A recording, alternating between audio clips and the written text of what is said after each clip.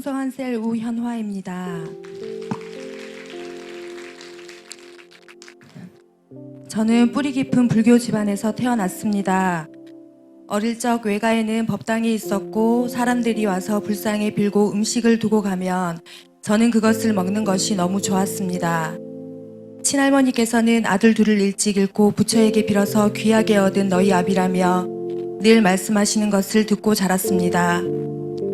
20대 후반 한참 경제활동을 하고 있을 때 여동생은 미국 유학 중이었고 남동생도 서울에서 대학생활을 하던 중에 아버지의 사업이 기울었고 저희 집의 재정 상황이 많이 힘들어졌습니다. 부모님께서는 공부를 잘했던 남동생을 어떻게든 미국으로 보내려고 하셨고 저도 힘을 보태게 되었습니다. 장녀였지만 철없이 놀기만 좋아했던 저에게 세상은 정말 만만치 않았습니다. 그러던 중 미국에 있는 여동생으로부터 동생이 만난 예수님 이야기와 한인 목사님 가정의 섬김의 이야기를 듣게 되었는데 이상하게도 저도 그 예수님이 궁금해지기 시작했습니다. 이렇게 힘든 내 인생을 바꿀 수 있겠구나 하는 막연한 기대감으로 제 주변에 신앙생활을 가장 잘하는 것처럼 보였던 지수 집사님과 친하게 되었고 지금은 신우와 올케 사이로 한 가족이 되었습니다.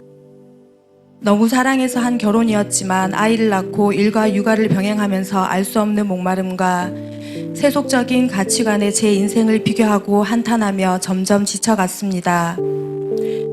그 무렵 잊고 지내던 예수님이 생각났습니다. 신우가 된 지수 집사에게 교회를 가고 싶다고 연락을 하였고 그렇게 저는 우리 교회에 오게 되었습니다. 처음 우리 교회에 왔을 때 삶에 찌든 제 모습과는 달리 성도들의 모습은 생기로 가득 차 밝고 역동적이었으며 마치 다른 세상 사람들 같았습니다. 그 옛날 여동생이 전해주었던 예수님 이야기를 듣고 내 인생도 바꿀 수 있겠다고 막연하게 생각했던 그 마음이 이번엔 확신으로 가득 차올라 온몸에 전율이 느껴졌습니다. 저는 우리 교회에서 신앙생활을 시작하고 고민도 없이 회복 캠프에 참석하고 양육을 받았습니다. 돌이켜보면 그 시간은 무엇과도 바꿀 수 없는 행복한 시간이었습니다. 한두 번 가다 그칠 것 같던 제가 꾸준히 교회에 발걸음을 하는 것을 보고 남편은 불편한 심기를 드러내기 시작했습니다. 그뿐 아니라 우리 교회 행복 나눔 축제에 초대받아 한번 다녀간 후부터는 지독하리만큼 내가 교회 가는 것을 싫어했습니다. 다른 교회에서 볼 수 없는 특별한 예배 풍경과 밝게 웃으며 다가오는 사람들, 심지어 제가 아이를 데리고 가는 모습까지도 싫다며 주일만 되면 남편은 저를 힘들게 했으며 우리는 언젠가 다툼으로 감정을 소모하여야 했습니다. 그렇게 만신창이의 모습으로 주일 예배를 향할 땐 운전대를 잡고 고속도로를 달리며 참 많이도 울었습니다. 교회에 한번 가는 것이 이렇게 힘들 줄 몰랐습니다. 그러나 교회에 가서 예배를 드려야만 내가 산다는 것을 알기에 포기할 수가 없었습니다. 너무 다른 가치관과 생각 차이로 남편과의 사이는 쉽게 좁혀지지 않았습니다. 좀처럼 바뀌지 않는 상황에 우리 교회가 말하는 예배와 훈련을 통한 나 자신의 변화가 모든 문제의 답이 되어줄 것이라는 말에도 정말 그럴까? 우리 가정도 될까 하며 흔들리기 시작했습니다. 너무 답답한 마음에 누구와의 상의도 없이 급기야 가정상담소에도 발걸음을 하게 되었습니다. 남몰래 한 번에 2시간가량 상담을 몇 회 받으며 또다시 알게 된 것이 있습니다. 부부관계 70%를 회복시킨다는 상담소에서 오히려 우리 교회가 얼마나 대단한 곳인지 더 깨닫게 된 것입니다. 그곳에서 제시하는 솔루션은 정말 별게 아니었습니다. 그제서야 저는 다시 회복캠프와 제자학교에 순종할 수 있었습니다.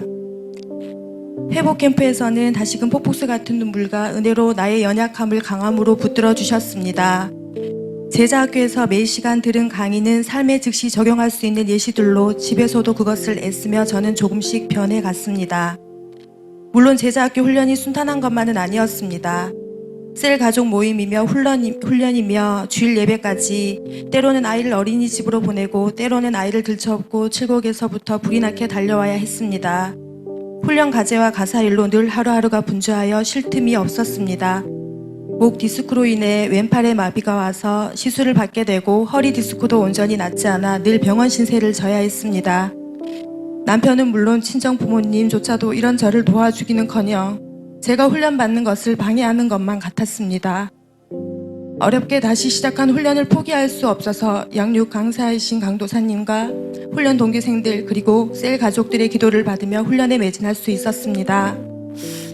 무엇보다 이번 훈련 기간에 감사한 일은 우리 교회에 와서 그토록 기다렸던 우리 가정의 신방 예배를 훈련 기간 동안 드릴 수 있었던 것입니다. 부부가 함께 예배를 드릴 수 있는 것은 고사하고 신방 예배 한번 드리는 것이 힘들어 전전긍긍했던 제게 하나님께서는 훈련을 받는 동안 담대한 마음을 주시고 상황을 열어주신 것입니다.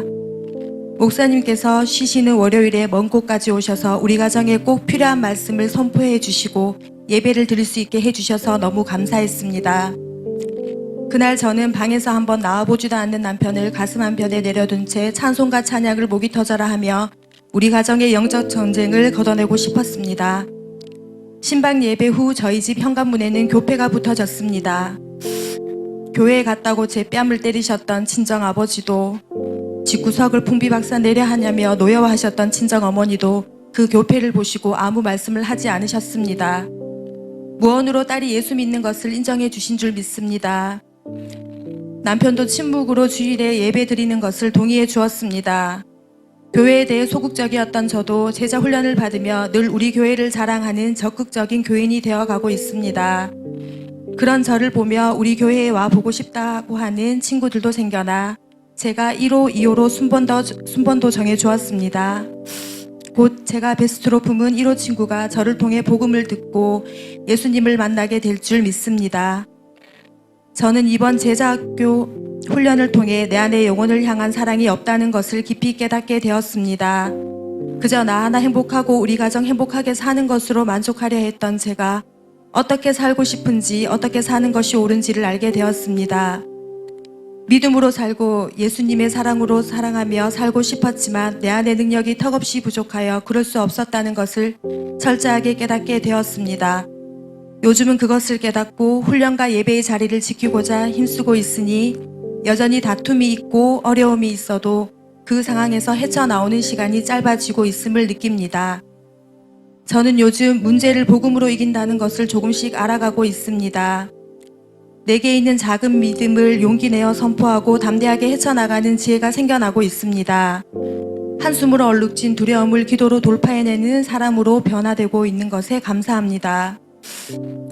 그는 넘어지나 아주 엎드러지지 아니함은 여호와께서 그의 손으로 붙드심이로다.